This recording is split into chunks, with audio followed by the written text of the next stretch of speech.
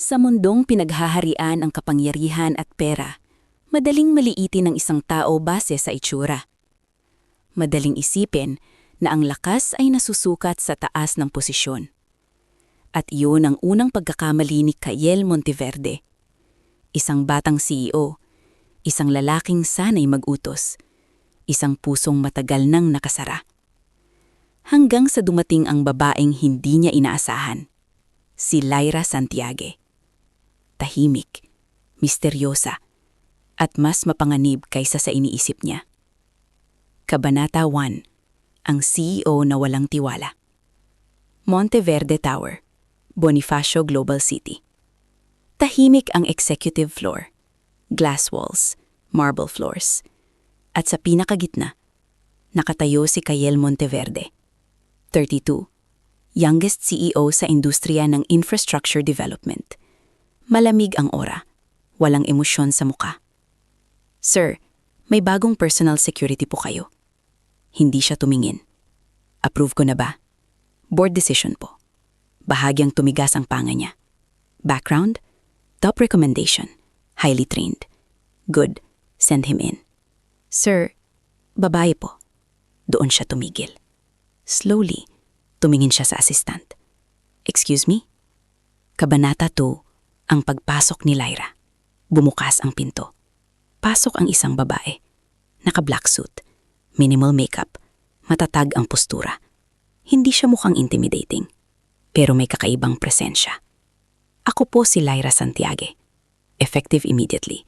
Ako ang personal security ninyo. Diretso ang tingin niya. Walang ngiti, walang pagyuko. Sinuri siya ni Kayel mula ulo hanggang paa. Slim, elegant, tahimik. Sigurado ka bang kaya mo akong protektahan? Hindi agad sumagot si Lyra. Hindi ko po kailangan kumbinsihin kayo. Mapapatunayan ko. Malamig ang boses, confident.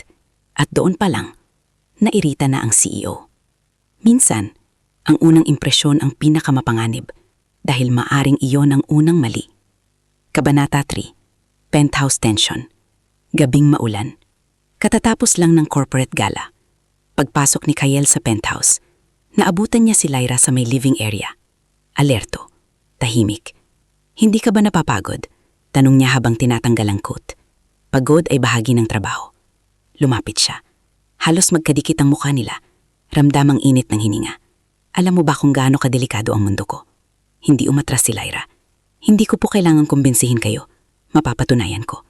Malamig ang boses. Confident. At doon pa lang, nairita na ang CEO. Minsan, ang unang impresyon ang pinakamapanganib dahil maaring iyon ang unang mali. Kabanata 3, penthouse tension. Gabing maulan. Katatapos lang ng corporate gala. Pagpasok ni Kayel sa penthouse, naabutan niya si Lyra sa may living area. Alerto, tahimik. Hindi ka ba napapagod? Tanong niya habang tinatanggal ang coat. Pagod ay bahagi ng kabaho. Lumapit siya. Halos magkadikit ang mukha nila. Ramdam ang init ng hininga. Hindi umatras si Lyra. Hindi ko po kailangang kumbinsihin kayo. Mapapatunayan ko. Malamig ang boses. Confident. At doon pa lang, nairita na ang CEO. Minsan, ang unang impresyon ang pinakamapanganib dahil maaring iyon ang unang mali. Kabanata 3, penthouse tension. Gabing maulan. Katatapos lang ng corporate gala. Pagpasok ni Kayel sa penthouse, naabutan niya si Lyra sa may living area. Alerto, tahimik. Hindi ka ba napapagod? Tanong niya habang tinatanggal ang coat. Pagod ay bahagi ng trabaho. Lumapit siya. Halos magkadikit ang mukha nila. Ramdam ang init ng hininga. Hindi umatras si Lyra. Hindi ko po kailangang kumbinsihin kayo. Mapapatunayan ko. Malamig ang boses. Confident. At doon pa lang, nairita na ang CEO. Minsan, ang unang impresyon ang pinakamapanganib dahil maaring iyon ang unang mali. Kabanata 3, penthouse tension. Gabing maulan. Katatapos lang ng corporate gala. Pagpasok ni Kayel sa penthouse, naabutan niya si Lyra sa may living area. Alerto, tahimik. Hindi ka ba napapagod? Tanong niya habang tinatanggal ang coat. Pagod ay bahagi ng trabaho. Lumapit siya. Halos magkadikit ang mukha nila. Ramdam ang init ng hininga. Hindi umatras si Lyra. Hindi ko po kailangang kumbinsihin kayo. Mapapatunayan ko. Malamig ang boses, confident. At doon pa lang, nairita na ang CEO. Minsan, ang unang impresyon ang pinakamapanganib dahil maaring iyon ang unang mali. Kabanata 4, ang unang pagtunay. Mabilis ang lahat. Isang sipa sa pulso, isang suntok sa leeg, isang precise na disarma. 2 lalaki ang bumagsak. Ang pangatlo, hindi na nakalapit. Tahimik muli ang penthouse. Huminga ng malalim si Lyra. "Are you hurt?" Hindi agad nakasagot si Kyle. Hindi siya nasaktan, pero may nabasag sa loob niya. Ang maling akala. Kabanata 5, lihim sa balcony. Kinabukasan, inimbestigahan niya si Lyra. Former elite tactical operative, close quarters combat specialist, sharpshooter. At biglang nag-resign 18 months ago. Reason, classified. Isang gabi, naabutan niya ito sa balcony. Tahimik na nakatanaw sa lungsod. "Hindi ka ba natatakot?" Tanong niya. "Sanay na po." "Sa baril?" "Sa pagkawala." Doon siya tumingin. May lungkot sa mga mata niya. "May nawala ba sa'yo?" Mahabang katahimikan. "Partner ko sa unit. Hindi ko siya iniligtas." Tahimik. Sa unang pagkakataon, hindi CEO ang naramdaman ni Kyle, kundi lalaki. At gusto niyang protektahan ang babaeng iyon. Akala niya mahina. Akala niya walang binatbat. Pero sa bawat hakbang, unti-unti niyang napagtanto, ang babaeng iyon ang tanging kayang gumising sa pusong matagal nang natutulog. Akala ni Kyle Monteverde, isang ordinaryong babae lamang ang bagong bodyguard niya. Ngunit sa isang gabi ng panganib, napatunayan ni Lyra Santiago na hindi siya basta-basta. At mula noon, nagbago ang lahat. Kabanata 6, ang lalim ng lihim. Maagang umaga, tahimik ang Monteverde penthouse. Nakatayo si Lyra sa may kusina, tahimik, observant. Si Kyle, hindi makatulog. Hindi dahil sa takot, kundi dahil sa isang tanong. Sino ba talaga ang babaeng ito? Lumapit siya. "Hindi ka natutulog." "Bodyguards don't fully sleep, sir. Stop calling me, sir." Sandaling katahimikan. "Kyle," dagdag niya, tumingin si Lyra. Sa unang pagkakataon, may bahagyang pagkalito sa mga mata niya. Professional boundaries are important. Hindi ba pwedeng maging tao muna tayo? Mabigat ang hangin sa pagitan nila. Hindi ito romantic cliché. Ito ay 2 taong parehong may sugat. May mga taong sanay magbantay, pero hindi sanay magpahintulot. Kabanata 7, ang anino sa likod niyang board. Sa Monteverde Tower, nagpupulong ang board of directors at hindi lahat ay pabor kay Kyle. Si Victor Serrano, senior board member, tahimik pero tuso, too young, too emotional. Bulong nito sa isang kasamahan. Hindi alam ni Kyle na hindi lang external threat ang kaharap niya, may kalaban sa loob. At ang security breach nung nakaraang gabi, hindi aksidente. Kabanata 8, ang ikalawang pagsubok. Corporate visit, construction site inspection. Mainit ang araw, maingay ang balikod. Pero ramdam ni Lyra ang kakaliba. Hindi maingay, kundi sobrang tahimik sa isang sulok. At doon niya nakita, isang lalaking may dalang bag na hindi pang construction. 1 segundo, 2 segundo. At sumigaw siya, "Kyle, down!" Isang malakas na putok ang humalingaw. Hinila niya si Kyle pababa sa semento. Ang bala, dumaan sa ere kung saan naroon ang ulo ng CEO. Ilang segundo yang ang nakaraan. Chaos, sigawan, takbuhan. Pero si Lyra, kalma. Mabilis siyang tumayo. Hunabol ang shooter. Isang liko sa eskinita, isang banggaan, isang brutal pero kontroladong laban. At nangi-corner ang lalaki. "Who sent you?" Tahimik. Ngunit bago pa ito makapagsalita, isang pangalawang putok mula sa malayo. Natamaan ang assassin. Dead on the spot. Sniper. Someone doesn't want loose ends. Kapag masyadong malinis ang isang krimen, ibig sabihin may mas malakas na kamay na gumalaw. Kabanata 9, ang unang bitak sa pader. Gabing iyon, tahimik ang penthouse.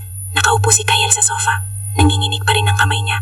Hindi dahil mahina siya, kundi dahil ngayon niya naramdaman na pwede siyang mamatay. At hindi pera ang magliligtas sa kanya. Lumapit si Lyra. "Clear ang perimeter. Pwede ka bang umupo?" Nagalinlangan siya, pero umupo rin. Magkakatabi, hindi nagdidikit, pero malapit. "Hindi ako sanay na may nag-aalala sa akin," sabi ni Kyle. "Trabaho ko yun. Hindi yun ang ibig kong sabihin." Tumingin siya sa Lyra. "Hindi boss, hindi CEO." Isang lalaking halos mamamatay. Kung wala ka kanina, hindi niya tinapos ang pangungusap. Dahan-dahang huminga si Lyra. "Hindi kita hahayaang masaktan." Hindi romantic, hindi malandik, pero mas mabigat kaysa sa kahit anong love confession. Kabanata 10, ang lihim ni Lyra.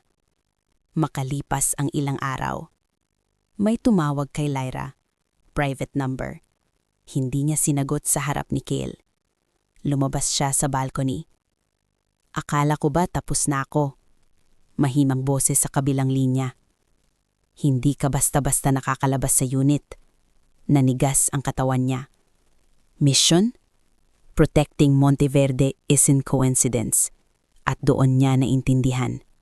May mas malaking dahilan kung bakit siya inilagay sa tabi ng CEO. Hindi lang proteksyon, kundi pagmamatiyag. Kapag ang isang tao ay sanay mag-isa, ang pinaka nakakatakot ay hindi ang bala, kundi ang posibilidad na may mahalin. Kabanata 11, halos isang halik. Isang gabing brownout, tahimik. Malapit ang distansya nila sa hallway. Nagkasabay sa pag-abot ng flashlight. Nagkatama ang kamay. Parehong napahinto. Slow breath. Ramdam ang tibok. Hindi ito bastos. Hindi ito malaswa. Pero puno ng tensyon. Bahagyang napalapit si Kale. Lyra. Isang segundo pa. At maaaring nagbago ang lahat. Ngunit umatras siya. Professional boundaries. Malamig ang tono. Pero ang mata niya, hindi ganon. Kabanata 12, ang pagkakahayag. Kinabukasan, natuklasan ni Kale ang financial trail, ang security breach, ang insider leak, at lahat ng landas, papunta kay Victor Serrano. Ngunit bago pa siya makakilos, isang message ang natanggap niya. Unknown sender. Trust no one, not even her. Attached photo, isang larawan ni Lyra, kasama ang isang military intelligence officer, dati, at may pirma sa ibaba, classified asset. Ang babaeng unti-unti niyang pinagkakatiwalaan ay maaaring itinanim sa buhay niya, at sa unang pagkakataon, hindi niya alam kung ang nararamdaman niya ay pag-ibig o panibagong pagtataksil. Minsan, ang pinakamasakit na bala ay hindi nanggagaling sa baril, kundi sa duda. At iyon ang pumasok sa isip ni Kale Monteverde habang hawak niya ang larawan ni Lyra, classified asset. Itinanim ba siya o nagkataon lang? Kabanata 13, ang paglayo. Tahimik ang penthouse. Pagpasok ni Lyra, ramdam niya agad ang pagbabago. Hindi na mainit ang tingin ni Kale. Hindi na rin ito lumalapit. May problema ba? Tanong niya. Wala. Isang salitang malamig pa sa hangin. Inilagay ni Kale ang tablet sa mesa. Nasa screen ang larawan. Hindi nagsalita si Lyra. Hindi rin siya nagulat. Parang alam na niyang darating ito. So it's true. Tahimik. Assignment lang ba ako para sa'yo? Mabigat ang tanong. Mas mabigat ang katahimikan. May mga bagay akong hindi pwedeng sabihin. Napatawa si Kale. Mapait. Of course. Classified. Umalis siya. At sa unang pagkakataon, hindi siya sinundan ni Lyra. Kapag ang dalawang sugatang tao ay parehong may itinatago, ang distansya ang unang lumalaki. Kabanata 14, ang pag-atake sa gabi. Isang corporate fundraiser, maraming tao, media, board members, kasama roon si Victor Serrano. Tahimik, ngunit nakamasid. Hindi alam ni Kale, ito na ang gabing balak siyang pabagsakin. Habang nasa stage siya, biglang namatay ang ilaw, isang putok, sigawan, gulo. Ngunit bago pa tumama ang bala, may yumyakap sa kanya at itinulak siya pababa. Si Lyra, isa pang putok. Natamaan ang balikat niya, ngunit hindi siya bumitaw. Hinila niya si Kale sa likod ng stage. Stay down. Lyra, you're bleeding. I'm fine. Pero hindi iyon totoo. Kabanata 15, ang pagkakatuklas. Sa ospital, naligtas si Lyra. Mababa ang tama ng bala. Pero sa investigasyon, lumabas ang katotohanan. Si Victor Serrano ang nag-utos ng assassination. Motive, control. Kapag namatay si Kale, siya ang magiging acting CEO. At ang pinakamasakit, si Lyra ay inilagay nga sa tabi ni Kale, pero hindi para magbantay laban sa kanya, kundi para proteksyon siya laban sa loob ng kumpanya. She wasn't a spy, she was insurance. At ang classified status niya, undercover government protection detail, hindi niya maaaring sabihin, kahit kanino, kahit kay Kale. Minsan, ang katahimikan ay hindi pagtataksil, kundi sakripisyo. Kabanata 15, ang paghingi ng tawad. Tahimik ang recovery room. Nakaupo si Kale sa tabi ng kama ni Lyra. Ngayon, wala siyang title, walang kapangyarihan, isang lalaking muntik nang mawala ang pinakamahalagang tao sa kanya. Sorry, mahina. Totoo, dahan-dahang nagmulat si Lyra. Buhay ka. Napangiti siya. Dahil sa'yo, tahimik. Hindi kita ginamit. Bulong ni Lyra. Alam ko na, hinawakan niya ang kamay nito. Hindi boss sa bodyguard. Hindi mission. Hindi trabaho. Dalawang taong pagod ng mag-isa. Kabanata 17, ang huling laban. Inaresto si Victor, ngunit hindi siya sumuko agad. May huling plano. Kidnap. Sa underground parking ng Monteverde Tower, hinuri si Kale ng natitirang tauhan ni Serrano. Ngunit hindi nila alam na kahit sugatan pa, hindi titigil si Lyra. Isang laban sa madilim na basement. Metal clanks, footsteps echoing, controlled rage. Isa-isa niyang pinabagsak ang mga kalaban hanggang sa makarating siya kay Kale. Nakagapos, may baril sa ulo. Drop the weapon, sigaw ng tauhan. Tahimik si Lyra. Isang segundo, 2 segundo, isang calculated move. Tinamaan niya ang ilaw sa itaas. Nagdilim, isang suntok, isang disarma, isang hiyaw, at matapos ang ilang segundo, katahimikan, free. Kabanata 14, hindi na bodyguard. Makalipas ang ilang buwan, mas tahimik ang buhay, mas maayos ang kumpanya. Nasa balcony sila, parehong nakatanaw sa lungsod. Balik ka na sa unit, tanong ni Kale. Umiling si Lyra. Tinapos ko na. Sigurado ka? Pagod na akong mabuhay para sa misyon. Tumingin siya kay Kale. Gusto kong mabuhay para sa sarili ko. Mahina ang hangin. Kasama ako doon. Tanong niya, isang maliit na ngiti. Kung papayag ka. Lumapit si Kale. Hindi madalian. Hindi padalos-dalos. Hinawakan niya ang mukha ni Lyra. Hindi kita kailangan bilang bodyguard. Boss, kailangan kita bilang ikaw. At sa wakas, isang halik. Hindi agresibo. Hindi malaswa. Kundi puno ng respeto. Pagkatapos ng lahat ng bala, ngayon lang silang naging mahina. At sa pagiging mahina, natagpuan nila ang lakas. Akala niya mahina ang babaeng iyon. Akala niya walang binatbat. Ngunit sa bawat pagsubok, pinatunayan ni Lyra Santiago na ang tunay na lakas ay hindi nasusukat sa posisyon, kundi sa tapong magmahal. At si Kale Monteverde, ang CEO na sanay mag-utos, ay natutong magtiwala. Dahil minsan, ang taong ipinadala para bantayan ka, siya rin ang magliligtas sa puso mo. Kung nagustuhan mo ang kwento ito, huwag kalimutang mag-like at mag-subscribe. Dahil sa susunod na kwento, baka ikaw naman ang hindi handang umibig